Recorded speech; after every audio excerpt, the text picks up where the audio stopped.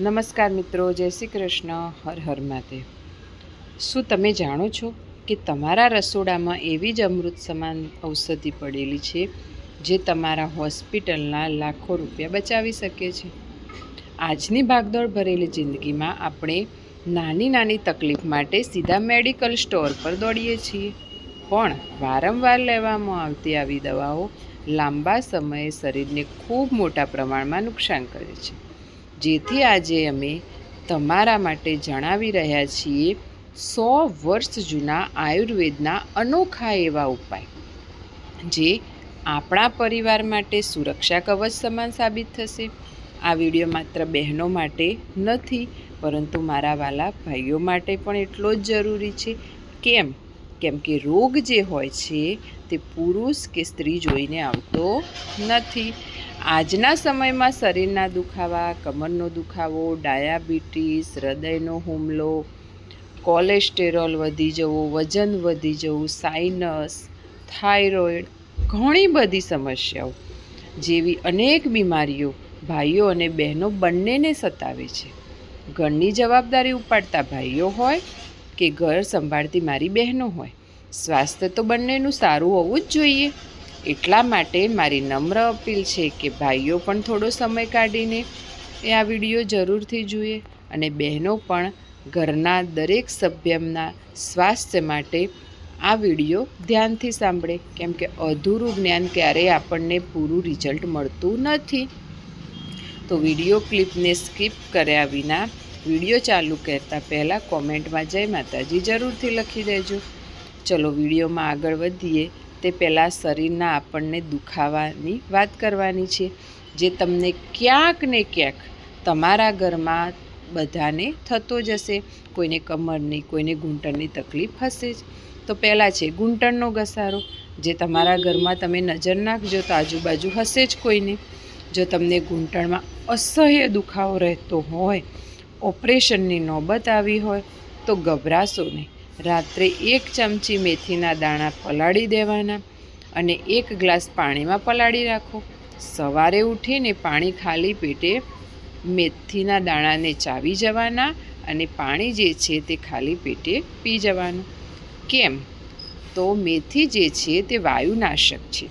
તમને જે ઘૂંટણનો દુખાવો થાય છે તે વાયુના કારણે થાય છે, કેમ કે જેની વાયુ પ્રકૃતિ હોય છે ત્યારે જ તમને ઘૂંટણનો દુખાવો થાય છે। અને આપણને જ્યારે વાયુની થયો હોય ત્યારે ઘણા લોકો મેથી ખાતા હોય છે, તો આ જરૂરથી ટ્રાય કરજો બહેનો। પછી કમરનો દુખાવો, મારી બહેનોને કમરનો દુખાવો બહુ જ થતો હોય છે। ઓફિસમાં સતત બેસી રહેવાથી, ઘરના કામ કરવાથી કમર દુખતી હોય તો ખસખસ અને સાકર, ખડી સાકર સરખા ભાગે લઈ મિક્સ કરી દો અને રોજ રાત્રે સૂતી વખતે ગરમ દૂધ સાથે 1 ચમચી લેવાનો। આ પ્રયોગ કરોડરજ્જુના મણકાની મજબૂતાઈ કરે છે અને કમરના દુખાવામાં તમને કાયમી માટે રાહત મળે છે। બહેનો પણ આ પ્રયોગ એવા હોય છે જે દેશી કહેવાય છે, જેને તમારે 3 મહિના કરવા પડે, પછી તમને રિઝલ્ટ મળે, 1 દિવસમાં મળે નહીં। એસિડિટી અને છાતીમાં બળતરા થતી હોય, ખાટા ઓડકાર આવતા હોય તો ઠંડુ પાણી પીવાનું, અથવા તો વરિયાળી અને સાકરનું પાણી પણ તમે પી શકો છો, જે પેટની વધારાની ગરમી છે, પિત્ત છે, તેને શાંત કરે છે। અને જમ્યા પછી તરત સૂવાને બદલે જો તમે વજ્રાસનમાં બેસો છો તો તમારી ગેસની સમસ્યા થતી નથી। તો બહેનો આ પણ ટ્રાય કરી જવાય। માથાનો દુખાવો, જી હા દોસ્તો, મારી બહેનોને માથાનો દુખાવો પણ થતો હોય છે। કામના સ્ટ્રેસના કારણે થતો હોય, વારંવાર માથું દુખતું હોય તો પેન કિલર લેવાને બદલે એક સૂંઠ લેવાની અને તેને પથ્થર સાથે ઘસી અને તેનો લેપ બનાવી લો અને તેને માથા પર લગાવી દો, અથવા તો ગાયના શુદ્ધ ઘીના 2 ટીપા તમારા નાકમાં નાખવાના, તો મગજની જે નસો છે તે શાંત થઈ જશે અને સાઇનસના દુખાવામાં આરામ મળે છે। આ આપણા વડવાઓએ કીધેલા દેશી પ્રયોગો છે જે તમને 100% રિઝલ્ટ આપે છે। હાઈ બીપી હોય, જે પુરુષોમાં વધારે જોવા મળે છે, હૃદયરોગ, તેને કંટ્રોલ કરવા માટે રોજ સવારે ખાલી પેટે લસણની 2 કળી ચાવીને ઉપર નવશેકું પાણી પી લેવાનું। તો તમને જરૂર મદદ કરશે. કોલેસ્ટેરોલ ઘટાડે છે, જેનાથી તમને હાર્ટ એટેક, બ્રેઇન સ્ટ્રોકનું જોખમ ઘણું બધું ઓછું થઈ જાય છે. ડાયાબિટીસ, જેમને સુગરની બીમારી હોય તેમને આજીવન દવા પર નિર્ભર રહેવાની જરૂર નથી. કારેલાના ટુકડા કરી છાંયડે સૂકવી તેનો પાવડર બનાવી લો. રોજ સવારે ખાલી પેટે 1 ચમચી આ પાવડર સાથે લેવો.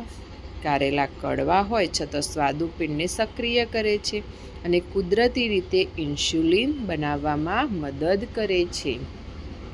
તો બહેનો, આ પણ ઉપાય જરૂર કરી શકો છો. કફ અને ઉધરસ, તો ઋતુ બદલાય ત્યારે આપણા ઘરમાં છાતીમાં કફ જામી જતો હોય બાળકોને, તો અડધી ચમચી હળદરમાં 5 ચમચી સૂંઠ, આ બંનેને મધ સાથે મિક્સ કરીને દિવસમાં 2 વાર ચટાડો બાળકોને.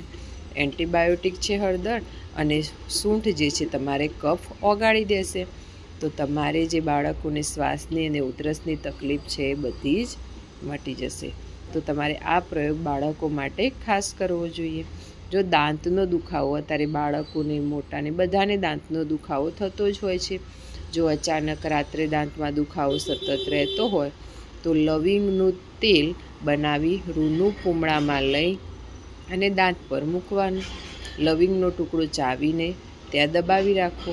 લવિંગમાં રહેલા તત્વો દાંતના જે બેક્ટેરિયા, કીડાને શું કરશે? મારી નાખે છે અને પેઢાના સોજા ઓછા થઈ જાય છે અને ત્યાં દુખાવો મટી જાય છે.